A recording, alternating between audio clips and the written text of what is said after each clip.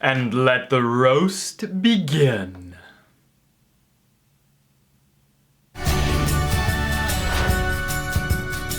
Welcome everybody. Time to let the roast begin. The gentle roast, that is. A subscriber named Sophia came up with the name, and while yes, I will be gently roasting people so that we can get lots of views so that we can afford to do this again in the future. If we get like 1 million views, I am definitely doing this again. I'm just kidding. I have lower standards than that. For now. I want to give some actually helpful songwriting advice as we go forward. Now I say roast, but I do really mean gentle roast. I know we songwriters are a tender bunch, so I'll have to actually roast some of my old lyrics sometime. I think it would be pretty hilarious. And I want to tell you a secret right now, so don't tell anyone. I mean, you actually can. But this week I have begun creating a series of online courses that will explain everything you need to know about writing good and deep and good sounding lyrics. It's gonna be at least a month before it's finished, and I don't want you to feel sad, so I'm gonna leave you with this. You could sign up for my How 21 Pilots Writes Lyrics course, link in the description, or you could sign up for $3 a month on my Patreon, where I have just put a 50% off coupon for that course. Do the math. $3, save $10. But out of everybody who chooses either one, I'm gonna be reaching out to several people to ask them about their lyric writing process and maybe even give some personal coaching on their own lyrics while we're at it. But anyway, let's jump into it, and I wanna do this exactly like I do it in my college classes. We're pulling up a Microsoft Word document. So Esme wrote a song called Just Thought You Should Know, and I should say, I'm actually only doing like a stanza or two from each singer. That way I could fit all 8 in. Otherwise, we would have been here for a while. Esme, it's roast time. Why is this person sitting on a cloud? That seems so dumb. Wouldn't you fall through a cloud? This doesn't make any sense. Your friend has obviously got some serious health issues if they're able to sit on top of a cloud. Are they like a piece of dirt or something? Come on.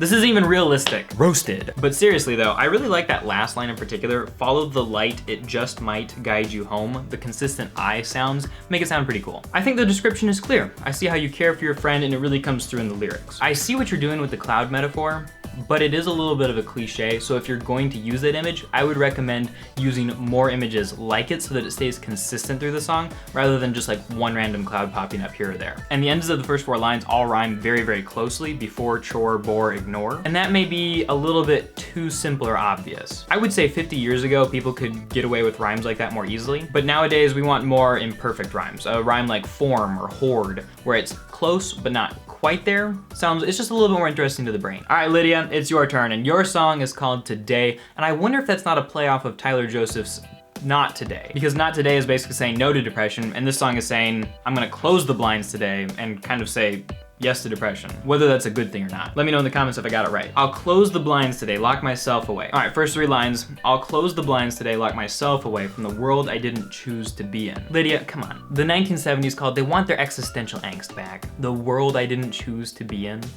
Don't you hate it when people put this frickin' deep philosophy into a frickin' song? Makes it so confusing. Also, the word all right doesn't actually exist. It's 2 words, it's all and then right. Of course, dictionaries change, and it probably is a word by now, but it shouldn't be. I don't know why though. Fine, whatever, it can be a word. Roasted. The thing I thought was brilliant about this one is that between her 2 stanzas, she has I'll close the blinds today, lock myself away, and then I'll close my eyes today, lock my mind away. This is a really good example of how in a chorus, you can use repetition, but you can change the words just slightly to have like a different shade of the meaning. It's the same basic meaning, I'll close the blinds today, I'll close my eyes today, but it's just a little bit different. It's like I'm keeping the world out, and now I'm keeping myself shut in. Or lock myself away versus lock my mind away. I think that's really clever. The one thing that I wanted to suggest you change though is this line, but it will be all right. What is the it? What does that refer to? That's an indefinite use of the word it.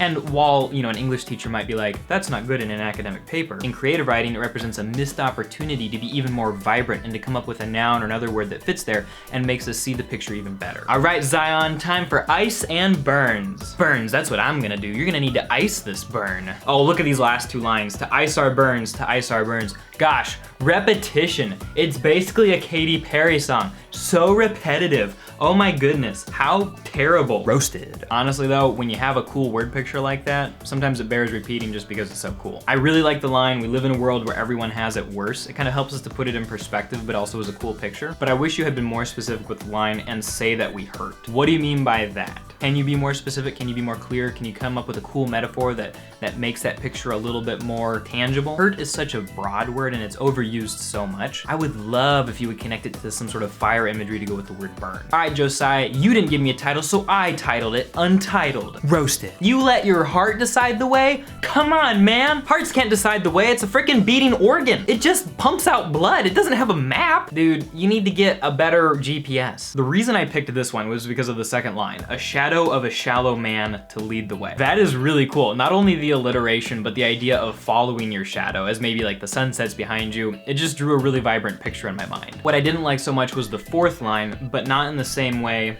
never to be the same. And I felt like this was needlessly repetitive and I would have wanted more content to grab onto. You basically say the same thing twice, you just kind of like flip it. And I think that represents a missed opportunity to be even more vibrant. All right, Ariel's song, Which of Us is Dead? Time to be roasted. In my heart, there's a war inside between me and my twisted mind. I like to pretend it's all in order and it screams at me to expand its borders. In my skull, there's unrest inside, civil war between my eyes. Their manifestos don't align and they begin to wonder which is mine. Actually, that's kind of hard to roast.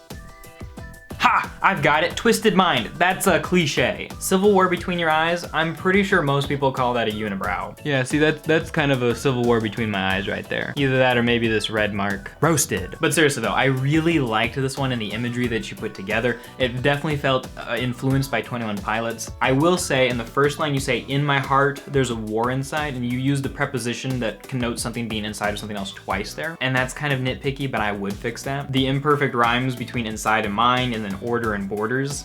Magnifique. All right, now here's a cool one. Fenmore has actually put this song on YouTube. Link will be in the description. Oh wait, I forgot. I was supposed to be roasting people, not helping them expand their subscriber count. Shoot. He says, if you could say what's on your heart, I think it would just tear me apart. Fenmore, I've got bad news for you. The only thing that's on top of your heart is your shoulder. Gosh, some people don't know anything about anatomy. You have to have an English professor explain anatomy to you? Look, heart, shoulder. Roasted. Seriously though, one thing I think he did really well is the structure of the stanza mirrors itself. So the last three lines copy the first three lines. If I could say what's on my mind, and then if you could say what's on your heart, and it really makes it feel like a conversation on equal terms, which is awesome. What's on your heart though might be a cliche, and then the last line, but go ahead if you need to let your demons out. I'm not really sure what that means. Does it mean that they're going away? Does that mean that she's exorcising them or exorcising them? Pun. Anyway, I would just be more clear. Hana didn't give me a title, so this one's untitled too. She says, oh, I tried to kill my demons with cyanide. Hey, actually, I'm curious, how did that work out for you? Did it work? If that doesn't work, you could try drowning them. If you didn't get the joke, check out my last cringy lyrics video. And because she doesn't know the proper way to kill demons, roasted. I really thought the rhymes in her pre-chorus were really well done. I didn't want to let you down, you took the best of me, I tried to break myself, but I just couldn't breathe. You told me I'd be fine, but I just didn't know. You tried to pick me up, you should have just let me go. Really sounds cool. But in verse 1, you get very specific with the cyanide, and then you get a little bit more general with the walls. If you're gonna write a pop song and be typically more general, you would just say poison rather than cyanide. If you're gonna write a more like personal song and be more specific, keep the cyanide, but maybe be more specific with the walls. Walls is kind of a general idea. What's a better way of keeping them out? And then the chorus, I think musically you could totally make this work. Seeing it written out though, I kind of have my doubts as to whether I would enjoy that chorus. All right, last one is Sucker by Spencer. He also has uploaded a video about this one. Link will be in the description. I feel a choir of angels singing softly. Are we Coldplay? Sweeping me off my toes, my heart's exposed. Sweeping you off your toes, you can't even get a cliche right. Gosh. Roasted. Seriously though, I really like the rhyme in the first stanza. Breath with regret is well done. And I actually like the use of toes instead of sweeping me off my feet, because that would have been a cliche, but you made it like you invigorated and refreshed a tired cliche. I will say that I think a choir of angels singing softly is probably a little bit more cliched than you wanna be. And I wouldn't start that other stanza with tell me why the world is caving in on me. What does it mean for the world to be caving in on you? And put that in that line. And that segues into one last piece of advice I wanna give everybody. If you get caught in a situation where you feel like your lyrics just lack energy or vitality, look at a line, ask yourself, what does this mean to me? And then just say that. You'll have to do the hard work of rhyming it and making sure it all works, but just say what you're thinking and go from there. Hey guys, thanks so much for watching. Don't forget to sign up for the How to Write Lyrics Like 21 Pilots course, or the Patreon where you can get that discount code so it's way cheaper. Only 10 bucks? What a deal! And if you liked this video, comment below that you did and what you liked about it, or what you hated about it. Roast me, go for it. Thanks so much to everybody who submitted, and yeah, I'll talk to you guys next time.